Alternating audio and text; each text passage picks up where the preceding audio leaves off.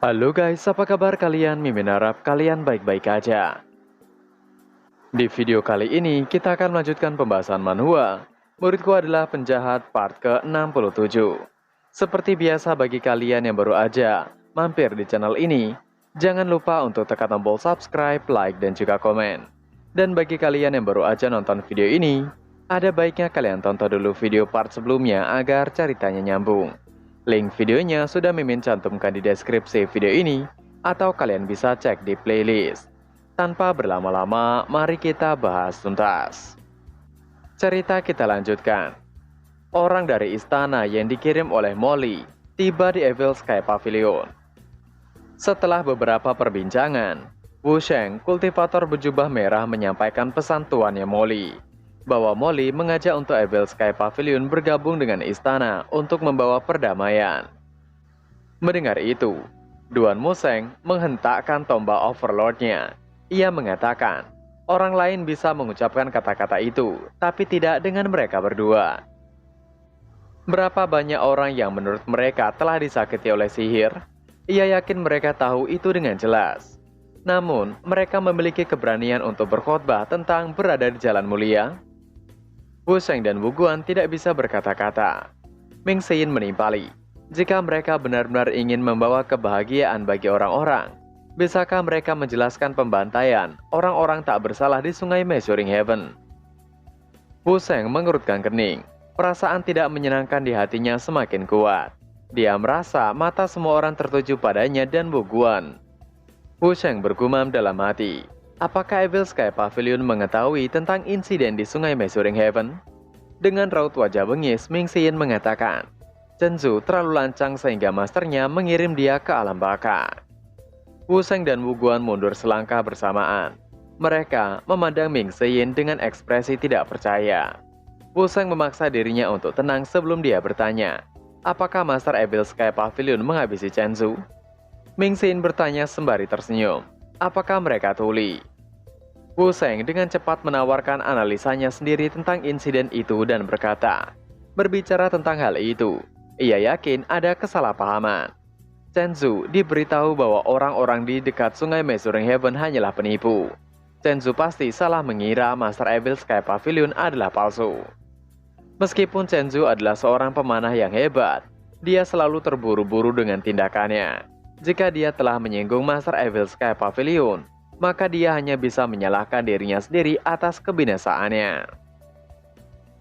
Ming Xin membuka suaranya. Memang benar mereka tidak tahu malu dan memiliki kulit tebal. Bukankah mereka baru saja mengatakan bahwa Tuan Molly mereka ingin mencabik-cabik orang yang menghabisi Chen Zhu? Ming Xin menunjuk ke arah masternya mengatakan, mereka bisa melihat di sana. Masternya adalah yang menghabisi Chen Zhu. Apakah mereka cukup berani untuk bergerak? Ming Xin berkata dengan nada mengejek. Namun dia membeku sesaat, menyadari bahwa dia telah mengatakan sesuatu yang salah. Dia menundukkan kepalanya dan menampar wajahnya saat dia mengatakan itu adalah kesalahan lidahnya. Ia memohon masternya untuk memaafkannya. Lu Zhou tidak terganggu dengan ini. Ekspresinya tetap tenang. Ia tetap terbaring. Wu Sheng berkata dengan canggung bahwa itu semua salah paham. Ia tidak tahu bahwa Chen Zhu meninggal di tangan Master Evil Sky Pavilion. Ia berharap Master Pavilion yang murah hati tidak akan menghukumnya. Ming Xin dengan tawa bengisnya mengatakan Wu Sheng salah. Chen Zhu belaka tidak akan pernah bisa memuaskan Evil Sky Pavilion. Mendengar itu, membuat Wu Sheng dan Wu Guan terdiam. Ming Xin melambaikan tangannya. Dua kultivator wanita di sampingnya sedikit membungkuk. Mata Wu Sheng terbelalak terkejut. Tidak lama setelah itu, dua kultivator wanita membawa Ye Tianxin yang tidak sadar di atas tandu. Seorang kultivator wanita mengatakan, itu adalah murid ke-6 Evil Sky Pavilion, yang merupakan orang yang berasal dari Sungai Measuring Heaven. Wu Sheng sedikit mengernyit. Dia tiba-tiba menyadari mengapa Evil Sky Pavilion memiliki sikap seperti itu. Kepercayaan diri Wu Sheng berkurang saat dia menangkupkan kedua tangannya dan berkata, sejujurnya, Jenderal Wei Zhuoyan dari Changning adalah orang yang memusnahkan desa Fish Dragon. Itu tidak ada hubungannya dengan Nona Molly, tuannya. Duan Museng dengan marah mengatakan, apakah Evil Sky Pavilion harus mempercayai kata-kata itu? Ekspresi Wu Sheng dan Wu Guan sedikit berubah. Mereka jatuh berlutut pada saat yang sama dan berkata, mereka tidak memiliki pengetahuan tentang hal itu. Jika tuannya Molly benar-benar terlibat dalam hal ini, mereka bersedia menebusnya. Mereka memohon pengampunan dari Lu Zhou. Ming Xin mengatakan, apa hubungan antara Molly dan Wei Zhouyan? Dia tahu dari nada bicara Wu Sheng dan Wu Guan bahwa Wei Zhouyan dan Molly tampaknya tidak bersahabat. Wu Sheng tergagap dan tidak berani mengatakan apa-apa. Ming Xin yang tidak mendapatkan jawaban dari mereka mengatakan, mereka telah mengatakan insiden di Sungai Measuring Heaven tidak ada hubungannya dengan Molly, bukan? Namun, ada formasi sihir agung di dermaga tempat mereka memancing tubuh. Seorang elit Zhenzu juga menjaga tempat itu. Apa menurut mereka Evil Sky Pavilion bodoh? Lu Zhou yang ada di belakang Ming Xin perlahan bangkit dari berbaringnya. Dan tiba-tiba Wu Sheng dan Wu Guan bersujud. Mereka melakukannya tanpa ragu-ragu. Dahi mereka berkeringat ketika mengatakan tuannya Molly hanya bertindak atas perintah. Aktivitas di dermaga sudah berlangsung sebelum formasi dibuat. Insiden The Savage Dragon benar-benar tidak ada hubungannya dengan tuannya. Jika ada setengah kebohongan dari apa yang ia katakan, ia akan mati dengan kematian yang mengerikan. Tidak peduli apa yang mereka katakan, Ming Xin dan Duan Musheng bertekad untuk tidak mempercayai mereka. Suasana menjadi tegang. Tepat ketika mereka berdua hendak bangun, Pan Zong yang sejak awal diam mulai membuka suaranya. Mengapa Wu Sheng dan Wu Guan keturunan 10 dukun membantu Molly? Wu Sheng dan Wu Guan sedikit tercengang. Mereka berbalik untuk melihat Pan Zong. Jika ini terjadi dalam keadaan lain, akan menjadi pelanggaran besar bagi Pan Zong untuk menyebut nama Molly secara langsung. Namun ini adalah Evil Sky Pavilion. Tidak peduli seberapa pedas kata-kata mereka, mereka hanya bisa menahannya. Wu Sheng menjawab bahwa siapapun bisa mengembangkan ilmu sihir. Basis kultivasi tuannya Molly sangat dalam, dan mereka bersedia mengikutinya. Pan Zong meneruskan, sejak zaman kuno, 10 dukun adalah ahli yang dihormati dan ditakuti oleh semua orang. Mereka terampil dalam keterampilan medis dan ramalan. Mereka juga telah mencapai tingkat yang tinggi dengan ilmu sihir putih. Karena Wu Sheng dan Wu Guan adalah keturunan dari 10 dukun, mengapa mereka berdua merendahkan diri dan menjadi antek dari Molly? Mendengar kata antek, Wu Sheng dan Wu Guan memiliki ekspresi masam di wajah mereka. Mereka mempelajari Pan Zong sejenak. Mereka melakukan penelitian mereka sebelum datang ke Evil Sky Pavilion. Mereka tidak ingat ada orang seperti itu di Evil Sky Pavilion. Wu Sheng menanyakan siapa Pan Zong. Pan Zong berbicara terus terang bahwa seseorang yang berkarakter bangga pada dirinya sendiri dan mendukung tindakannya. Dirinya berasal dari Sekte Clarity, tetapi sekarang menjadi anggota Evil Sky Pavilion. Masalah Evil Sky Pavilion adalah masalahnya juga sekarang. Wu Sheng menangkupkan tinjunya dan mengatakan bahwa ia senang bertemu dengan Pan Zong. Menjadi keturunan 10 dukun bukanlah sesuatu yang bisa dibanggakan. Selama mereka melayani istana kekaisaran, mereka akan bisa membawa kebahagiaan bagi rakyat jelata. Pan Zong menimpali itu bagus. Ia berbicara dengan Ming Xin tentang hal itu. Tampaknya formasi sihir agung bukanlah satu-satunya yang berada di dekat Sungai Measuring Heaven. Untuk 100 mil di sepanjang sungai, ada perangkap sihir juga. Bahkan seorang ahli seperti Ming Xin menjadi mangsanya, apalagi orang biasa. Ketika ia masih dengan Sekte Clarity, ia sering mendengar laporan tentang warga sipil sekarat dan mengalami kematian yang mengerikan di dekat Sungai Measuring Heaven. Bagaimana mereka menjelaskannya? Ekspresi Wu Sheng sedikit berubah. Dia terdiam dari bantahan Pan Zong. Pada saat ini, Lu Zhou hanya diam menyaksikan seolah-olah tidak ada hubungannya dengan dirinya. Wu Sheng berbicara dengan hormat. Para kultivator seringkali mendekati Sungai Measuring Heaven dan mengganggu penduduk setempat. Dengan formasi Grand Witchcraft di tempat itu, insiden seperti itu telah menurun drastis. Selalu ada dua sisi dalam setiap cerita. Wu Sheng menganggap kata-kata Pan Zong sedikit tidak adil. Pan Zong menimpali. Meski begitu, di dalam formasi sihir agung, mayat-mayat yang diselamatkan ditumpuk di gudang. Orang binasa harus diperlakukan dengan sangat hormat. Namun, lihatlah bagaimana mereka tidak menghormati orang-orang itu. Apakah mereka tidak khawatir bahwa mereka akan disambar petir ketika keluar? Wu Sheng dan Wu Guan mundur selangkah. Kata-kata Pan Zong mengejutkan mereka. Wu Sheng mengatakan, setelah ini ia pasti akan menggunakan jasa seorang Grandmaster Buddhis untuk melakukan upacara bagi mereka yang binasa. Ia akan berdoa agar korban menemukan kedamaian dan kebahagiaan di akhirat. Kata-katanya tidak mengandung keyakinan, bahkan dia tampaknya tidak nyaman. Panzong tertawa dan berkata, seorang kultivator sihir ingin mempekerjakan seorang Grandmaster Buddhis untuk melantunkan sutra. Jika 10 dukun mendengar ini, ia pikir mereka akan sangat marah sehingga mereka akan hidup kembali. Wu Guan sangat marah seolah akan segera menghabisi Panzong. Wu Sheng dan Wu Guan menghormati 10 dukun. Bagaimana mereka bisa menahan orang yang mereka hormati dihina? Wu Guan telah mengambil setengah langkah ke depan, tapi dia ditahan paksa oleh Wu Sheng. Wu Sheng mengatakan pada Panzong, mereka berada di Evil Sky Pavilion untuk sungguh-sungguh mencari perdamaian. Mereka tidak berniat membuat musuh lain. Jika mereka telah menyinggung Evil Sky Pavilion dengan cara apapun, mereka bersedia menebusnya. Wu Sheng pintar, dia membungkuk pada Lu Zhou secara langsung. Mengesampingkan perdamaian atau mendiskusikan kebenaran, tidak menyangka bahwa Evil Sky Pavilion adalah orang yang menghabisi Chen Zhu. Chen Zhu adalah jenderal terpercaya Molly. Bisakah Molly menerima ini? Ming Xin menoleh ke arah Lu Zhou dan bergumam. Master tengah dalam pemikiran yang dalam. Ye Tianxin masih di sana dengan keadaan lemah. Tidak ada gunanya juga dia di sana. Ming Xin segera memerintahkan kultivator wanita untuk membawa Ye Tianxin kembali. Para kultivator wanita membawa Ye Tianxin pergi.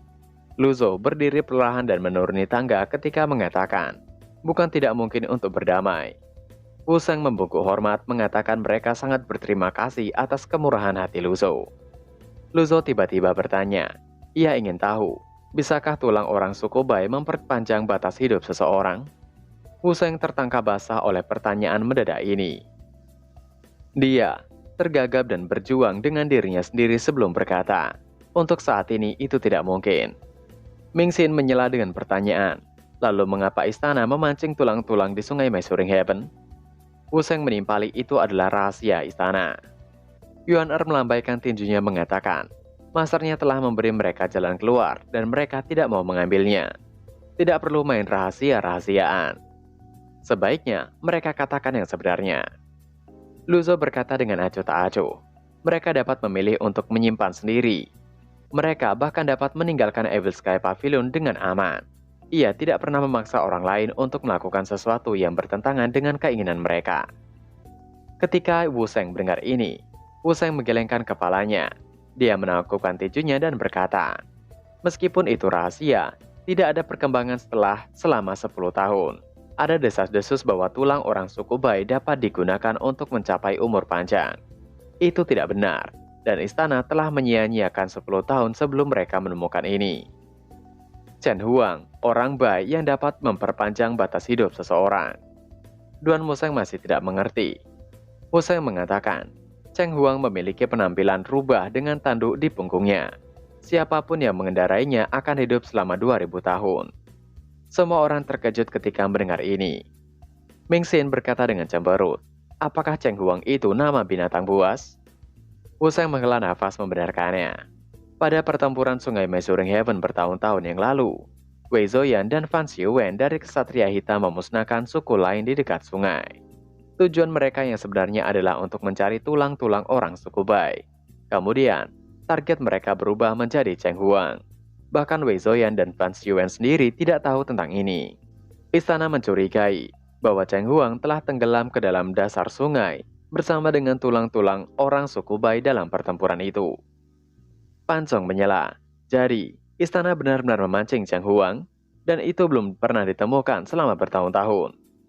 Wu Sheng menggelengkan kepalanya mengatakan, jika itu ditemukan, istana dan Evil Sky Pavilion tidak memiliki kesalahpahaman seperti hari ini. Ketika dia selesai berbicara, dia melirik Lu Zhou yang tampak acuh tak acuh. Dia membungkuk dan berkata, ia telah memberitahu Lu Zhou apa yang ia ketahui dengan jujur. Apakah Lu Zhou masih memiliki tawaran lain? Lu Zhou membelai janggutnya mengatakan, ia selalu setia kepada kata-katanya. Keduanya buru-buru membungkuk dan berterima kasih. Yang kemudian Lu Zhou memerintahkan untuk mengantar tamu mereka pergi.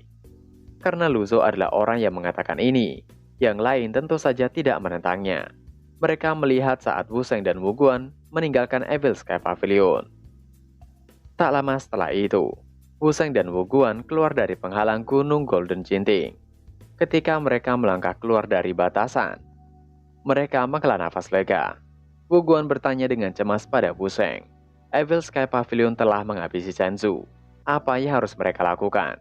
Bagaimana mereka harus memberitahu Nona Molly mereka tentang hal itu? Wu Sheng menimpali. Ia tahu apa yang harus ia lakukan. Jika mereka tidak membayar mahal, mereka tidak akan bisa membuat Evil Sky Pavilion menurunkan kewaspadaan mereka. Rahasia Cheng Huang pasti berdampak besar. Semua orang tahu bahwa waktu Jitiando hampir habis. Wu Sheng menanyakan pada Wu Guan. Sekarang setelah Lu Zhou mengetahui hal ini, menurut Wu Guan apa yang akan Lu Zhou lakukan? Wu Guan dipukul dengan kesadaran yang tiba-tiba. Menurutnya itu adalah ide brilian. Wu Sheng mengatakan akan menjelaskan itu pada Nona Molly. Wu Guan juga menanyakan bagaimana dengan Pan Zong. Ia tidak berharap perampok itu berpihak pada Evil Sky Pavilion.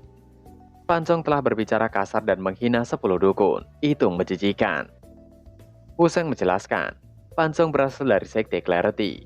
Pan Zong hanya mempelajari 3 gaya yin. Ketika dia ditendang keluar dari perhimpunan Taois, dia menderita flu yang pahit. Dia berkeliling mencari obat.